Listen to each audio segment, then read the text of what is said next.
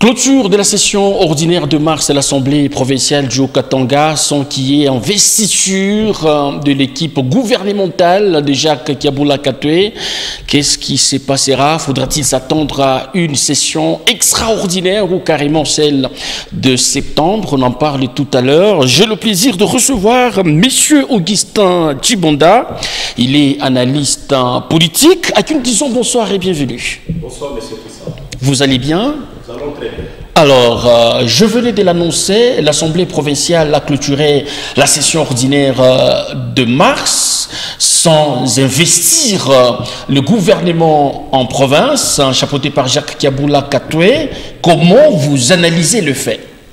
Oui. Après élection de députés provinciaux, il y a eu installation du bureau définitif. Et le bureau définitif avait pour matière à l'ordre du jour, il fallait qu'on puisse voter, n'est-ce pas, le règlement d'ordre intérieur. Il fallait aussi, plutôt le règlement d'ordre intérieur était la matière appropriée au bureau provisoire, qui devait aussi mettre en place le bureau définitif. C'est à l'occasion de ce bureau, à l'avènement de ce bureau définitif, qui a eu à la tête de l'Assemblée l'honorable président de l'Assemblée provinciale, Michel Kabwe-Mwamba, que nous saluons en passant. La suite des événements voudrait qu'on reste dans la Constitution, parce que la Constitution édicte les lois du pays et donne la ligne de conduite à toutes les institutions au niveau du pays. Et c'est là que nous disons qu'il y a une session ordinaire qui est décrétée ou qui est prévu au niveau des assemblées provinciales qui va du 15 mars au 30 juin. Donc ça c'est la session ordinaire. Au cours de cette session ordinaire, il y a plusieurs matières à l'ordre du jour.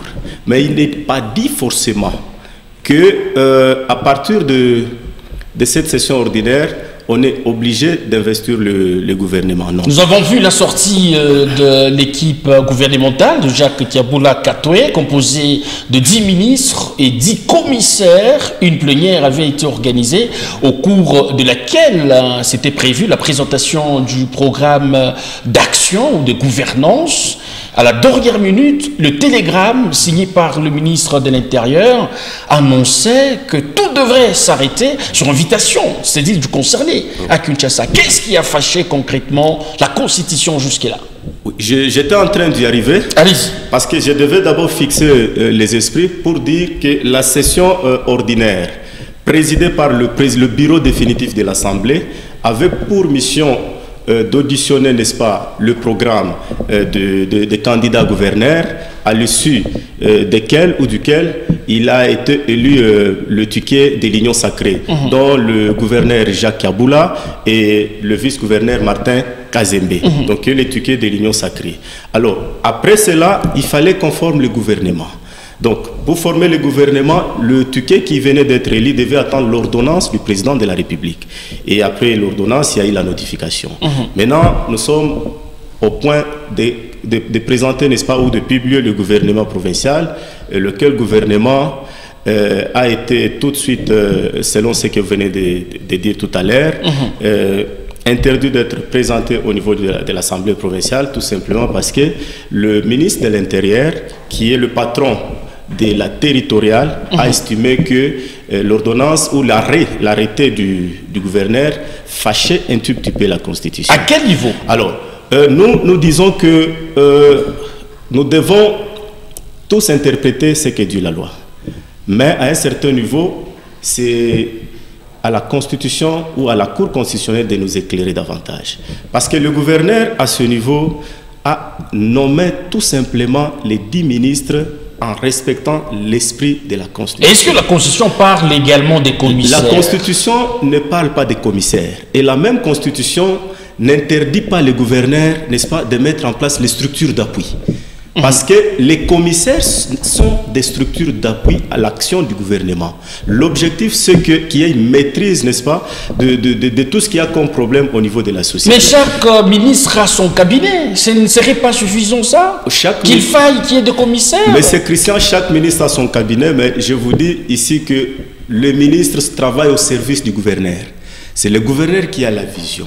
C'est lui qui sait pourquoi il a organisé, n'est-ce pas, les services. Sans se référer à sa hiérarchie, visiblement. Non, la hiérarchie n'a pas de problème. Ici, d'ailleurs, la hiérarchie du gouvernement provincial, c'est l'Assemblée provinciale, si je ne m'abuse pas. Parce qu'il y a la loi qui nous dit ça. Et le ministre de l'Intérieur? Le ministre de l'Intérieur, je dirais, il est le patron de la territoriale, mais il n'est pas forcément la hiérarchie du gouverneur. Parce que la hiérarchie du gouverneur, c'est l'Assemblée provinciale. Est-ce que vous attendez? Allez-y, votre idée? Mais le ministre de l'Intérieur, il a la tutelle de la territoriale, donc c'est-à-dire la gestion de l'intérieur. Il ne peut que les inviter, écouter, donc comprendre pourquoi ils ont pris cette décision. Mais pour moi, les 10 ministres ont été respectés et les 10 commissaires sont tout simplement des structures d'appui et non des ministres. Et ces commissaires ne constituent pas une tâche de plus qui constituerait pratiquement le budget gonflé là. Bon, il y a beaucoup. C'est budgétivore, estime plusieurs. Il y a beaucoup de critères lorsqu'on met en place une équipe. Lorsqu'on met en place une équipe, on a toujours dit qu'il y a des mauvais chefs et non des mauvaises troupes. Donc les gens fustigent la ceinture. Mais si un chef estime que si je me faisais ceinturer de 20 personnes, dont 10 ministres et 10 autres structures d'appui. Mais les commissaires pouvoir atteindre le programme. ont rang de ministre et ils bénéficient de tous les avantages en tant que tels. Donc, les avantages, c'est vous qui les dites, M. Christian. Ah bon, donc il n'y en a pas, vous voulez le dire? Non, j'ai dit les avantages, il y en aura parce qu'ils vont travailler. Même un directeur de cabinet... Savez-vous qu'ils ont rang de ministre? Même un directeur de cabinet va devoir, n'est-ce pas, bénéficier des avantages. Pourquoi ne pas donner aussi des avantages à un responsable d'une structure d'appui? On peut s'attendre à la suppression des commissaires? Je ne pense pas, parce que la loi ne le demande pas au ministre de l'Intérieur de surseoir à ça.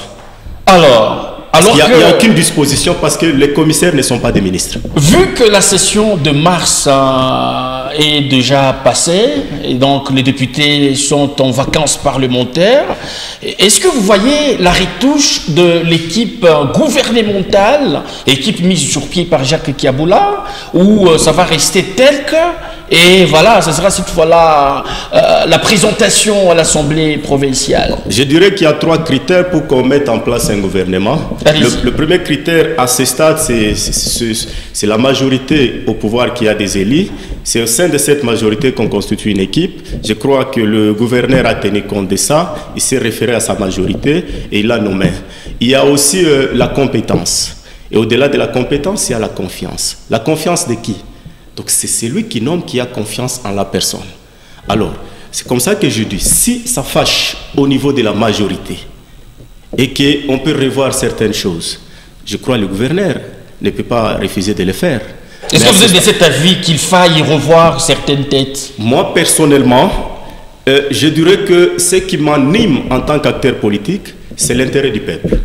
Parce que si la nomination du gouverneur peut faire en sorte que les choses changent en province, moi je crois que ça peut rester ainsi. Mais s'il constate que ça fâcherait à gauche ou à droite et qu'il a, après avoir nommé, il y a certaines personnes incompétentes qui ne pourront pas donner le meilleur d'eux-mêmes, je crois que le gouverneur ne peut que retoucher. Alors, à quand, selon vous, la présentation du projet à l'Assemblée? Faudra-t-il qu'il y ait convocation d'une session extraordinaire où on laisse les anciens ministres expédier les affaires courantes en attendant la session de septembre? Bon, tout est question de loi. Parce qu'il n'est pas interdit qu'il y ait une session extraordinaire. Budgétaire soit-elle? C'est ça le grand problème. Parce que la session ordinaire à laquelle le programme allait être présenté, ça s'est soldé sur ce que nous maîtrisons aujourd'hui, parce que le gouverneur, au moment où nous parlons, je crois, il est à Kinshasa, pour répondre bien sûr à l'appel du ministre de l'Intérieur, du vice-premier ministre à charge de l'Intérieur. Donc c'est comme ça que nous disons il n'est pas interdit qu'on puisse convoquer la session extraordinaire pour que ce nouveau gouvernement puisse directement passer à l'action. Parce qu'il y a le programme du chef de l'État qui doit être répercuté au niveau de la province, et les nouveaux ministres ont de l'énergie pour le faire. Nous pensons qu'on doit arrêter avec des guerres plutôt, et on doit laisser ce gouvernement entrer en fonction le plus rapidement possible pour que la population trouve son compte. Alors, vous estimez que la mise sur pied de commissaires n'est pas interdite par la Constitution, mais qu'est-ce qui énumérait le ministre de l'Intérieur à inviter les deux gouverneurs, c'est-à-dire celui du Haut-Katanga et de la ville-province de Kinshasa, ça ne fâchait pas la Constitution? Bon, il va sans dire qu'avant la nomination du nouveau gouvernement ou des nouveaux gouvernements provinciaux, parce qu'il y a aussi le gouverneur de Kinshasa qui a fait pareil, je crois que les gouverneurs étaient d'abord en formation. Ils ont été rappelés de respecter, n'est-ce pas, l'esprit de la Constitution en nommant les ministres, en nommant tout au plus 10 ministres. Parce que vous pouvez en avoir 9, 8, ça ne fâcherait pas la Constitution. Mais le ministre de l'Intérieur, dans son télégramme, il n'a pas spécifié la raison pour laquelle il a invité ses gouverneurs. Mais c'est dans la population que nous sommes en train de commenter. Il a demandé aux assemblées ou aux gouverneurs de ne pas présenter leur projet auprès des assemblées. Oui, c'est ce qu'il a fait, mais il n'a pas révélé la raison pour laquelle il n'est pas présenté. Vous pensez qu'il y aurait une autre raison en dehors des commissaires? C'est possible, mais dans ce cas, restons d'abord dans ce qui est dû qui est commenté par l'opinion publique. Mais je pense qu'il y aurait une autre raison parce que ça ne va pas vous surprendre. En 2019, Jacques Yaboula a nommé des commissaires. Et le ministre de l'Intérieur de l'époque les avait toujours convoqués. C'est pour autant dire, si le ministre, le VPM en charge de l'Intérieur, Maître Chabani, peut estimer que la nomination a lésé une disposition, il peut, en tout juriste, surtout qu'il est avocat, les inviter pour ne serait-ce que les entendre et pénétrer l'esprit de la nomination ou de l'appellation commissaire. Moi, je pense que les gouverneurs, en se justifiant, en expliquant les raisons pour lesquelles on a appelé ces structures d'appui commissaire, ils finiraient par avoir... Est-ce qu'on peut dire que la mise sur pied des commissaires serait basée sur la jurisprudence? Parce que ça a été fait, vous l'aviez d'ailleurs dit. Au-delà de la jurisprudence, je suis politique, M. Christian. Je vous dis qu'en mettant en place des commissariats, on répond aussi à un problème, je dirais, sociopolitique et géopolitique en même temps. Comment vous l'expliquez? C'est-à-dire... Le but de satisfaire tous ceux qui accompagnent les gouverneurs ou le président de la République en province? La politique a pour objectif, n'est-ce pas, servir le peuple. Et si on trouve qu'avec ces animateurs, on peut répondre à cet objectif, on les mettrait en place. Et par rapport à la géopolitique, nous sommes dans une province à plusieurs sensibilités. Ok? Nommer des commissaires, n'est-ce pas, ne diminuerait en rien le budget du gouvernement provincial. Parce qu'il y a beaucoup je vous dis, il y a beaucoup qui détournent. Vous semblez minimiser les dépenses qui seront engagées pour cette cause. Je minimise parce que nous avons des gens qui ne sont même pas des ministres dans ces pays, mais qui touchent plus que ça. Et cet argent n'est même pas connu aux yeux du grand public. Et si on peut nommer un serviteur, moi je m'estime en serviteur. Je suis contre quiconque trouverait l'avantage d'être nommé et qui penserait que je dois fêter pour voler et me constituer une bonne santé financière. Ça, je suis contre.